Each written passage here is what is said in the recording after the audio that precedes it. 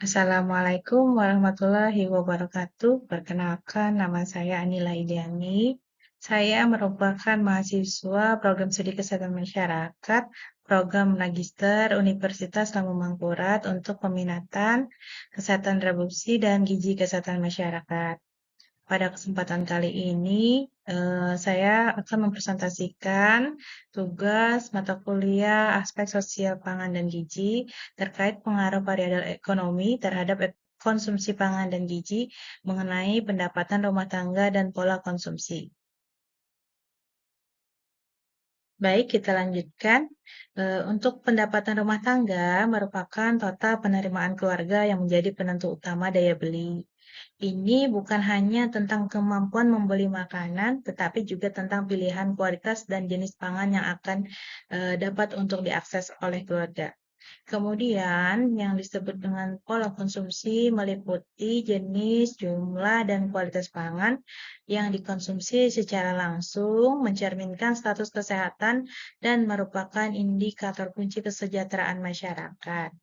Kemudian mengapa penting? Pentingnya hubungan ini yaitu kunci untuk mengatasi masalah gizi ganda, yaitu koeksistensi antara gizi kurang seperti stunting dan gizi lebih seperti obesitas di dalam suatu komunitas. Baik, kemudian untuk teori dasar yang sering digunakan yaitu teori ekonomi, di mana hubungan antara pendapatan dan pola konsumsi biasanya semakin tinggi pendapatan, maka akan semakin kecil pula persentase pengeluaran untuk pangan. Kemudian pendapatan rendah, mayoritas pendapatan yang seringkali eh, lebih dari 60% habis untuk pangan pokok, kemudian prioritas utamanya adalah pemenuhan energi atau rasa kenyang. Untuk pendapatan yang meningkat, alokasi belanja pangan menurun secara persentase, namun jumlah absolut nilai rupiahnya bisa meningkat. Prioritas bergeser dari kuantitas ke kualitas dan keragaman seperti membeli bahan-bahan yang lebih banyak mengandung protein hewani dan sayur-sayuran beserta buah. Untuk elastisitas dan substitusi, di mana analisis elastisitas pendapatan mengukur respon permintaan pangan terhadap perubahan pendapatan, seperti pangan pokok yaitu nasi bersifat inelastis, kenaikan pendapatan tidak semerta-merta meningkatkan konsumsi nasi secara drastis. Kemudian untuk pangan yang berkualitas seperti daging dan ikan, itu bersifat elastis, di mana permintaan meningkat signifikan seiring kenaikan pendapatan. Analisis ini krusial untuk memproyeksikan tren gizi di masa depan. Kemudian untuk analisis efek substitusi, yaitu respon konsumen saat harga pangan berubah. Contoh, dengan adanya kenaikan harga daging sapi, maka dapat mendorong konsumen beralih ke sumber protein alternatif yang lebih terjangkau. Misalnya seperti ayam, telur, ataupun tempe. Kemudian implikasinya yaitu untuk kebijakan harga atau subsidi pada satu komoditas dapat mengubah keseluruhan pola makan di masyarakat. Dampak pada pendapatan rendah yaitu pola konsumsi di mana keterbatasan dana memaksa pilihan pada makanan termurah, menghasilkan diet monoton dengan dominan karbohidrat, rendah protein dan mikronutrien. Kemudian adanya risiko gizi memicu stunting, wasting, dan kelaparan. Kemudian kondisi ini secara langsung menurunkan produktivitas dan melanggengkan siklus kemiskinan antar generasi. Dampak kebijakannya seperti program bantuan pangan yang hanya fokus pada pemenuhan kalori, misalnya beras, seringkali gagal mengatasi masalah kelaparan karena tidak mendorong diversifikasi konsumsi. Yang dimaksud dengan kelaparan di sini yaitu kekurangan zat mikro.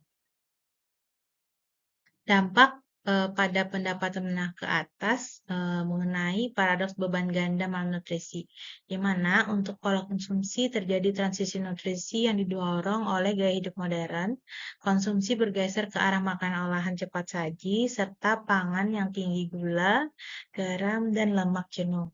Untuk peningkatan risiko gizi, di mana terjadi peningkatan tajam kasus obesitas dan penyakit tidak menular seperti diabetes, hipertensi, dan penyakit jantung. Ini adalah paradoks di mana kemakmuran justru menimbulkan masalah kesehatan baru. Kemudian untuk tantangan kebijakan, intervensi seperti penerapan pajak pada makanan tidak sehat terhadap menghadapi tantangan politik dan resistensi industri. Oleh karena itu, kebijakan, kemudian edukasi dan promosi kesehatan menjadi sangat penting di dalam hal ini. Faktor sosial, pendapatan adalah alat, bukan penentu tunggal, di mana pilihan pangan juga sangat dibentuk oleh tiga hal. Yang pertama itu adalah tingkat pendidikan ibu. Ini berhubungan kuat dengan pengetahuan gizi, kemampuan memahami label nutrisi, dan alokasi pangan yang lebih baik untuk anak ataupun keluarga. Kemudian budaya dan kebiasaan lokal, preferensi makanan yang diwariskan, contohnya anggapan belum makan jika belum mengkonsumsi nasi. Yang ketiga, adanya iklan dan informasi, di mana pengaruh besar dari pemasaran secara masif oleh industri makanan ultraproses yang sering kali menunjukkan kemudahan daripada nilai gizi. Intervensi kebijakan mengenai analisis peluang dan tantangan. Kebijakan dari sisi penawaran tujuannya yaitu adalah menjamin ketersediaan dan stabilitas harga. Contohnya seperti subsidi pupuk, investasi infrastruktur, kemudian program diversifikasi pangan. Adapun tantangannya seperti perubahan iklim, rantai pasokan yang tidak efisien. Kemudian kebijakan sisi permintaan, yaitu tujuannya meningkatkan akses dan mendorong pilihan sehat. Contohnya seperti adanya bantuan panganan tunai, edukasi gizi, isi piringku, potensi pajak gula. Adapun tantangannya seperti memastikan bantuan digunakan secara tepat, mengubah perilaku yang sudah mapan. Kemudian studi kasus konsumsi, di mana perbedaan gaya hidup dan akses pangan antara desa dan kota menciptakan profil risiko gizi yang kontras. Pada pedesaan, biasanya untuk faktor sumber pangannya itu adalah pasar lokal, kebun sendiri. Untuk perkotaan atau yang modern, biasanya itu sumber pangannya dari supermarket, restoran, pesan antar, atau makanan yang sudah siap saji. Kemudian perbedaannya untuk jenis makanan, untuk pedesaan, biasanya makanan yang segar, minim olahan, kemudian kayak serat. Untuk yang perkotaan, biasanya makanan olahan siap saji, yang tinggi gula, garam, dan lemak. Kemudian risiko gizinya untuk pedesaan biasanya itu gizi kurang ataupun kekurangan zat gizi mikro. Kemudian untuk perkotaan biasanya untuk risikonya itu gizi lebih, obesitas, dan penyakit tidak menular. Solusi strategis terintegrasi. Pendekatan holistik adalah kunci dengan fokus pada tiga pilar. Yang pertama, ekonomi. Tingkatkan daya beli melalui program pemberdayaan ekonomi dan jaring pengaman sosial yang efektif. Kemudian ketersediaan. Lakukan jaminan akses pangan bergizi dengan mendukung diversifikasi pangan lokal dan efisiensi rantai pasok untuk menekan biaya distribusi. Yang ketiga, pilar sosial, tingkatkan literasi gizi melalui edukasi massal dan berkelanjutan seperti mengadakan kampanye isi piringku di sekolah maupun posyandu. Kesimpulannya adalah pendapatan adalah fondasi akses pangan, tetapi tidak menjamin gizi yang baik.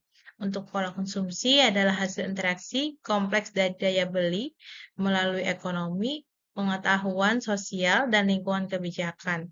Kemudian solusi efektif harus mengintegrasikan kebijakan ekonomi dengan edukasi kesehatan. Demikian presentasi dari saya.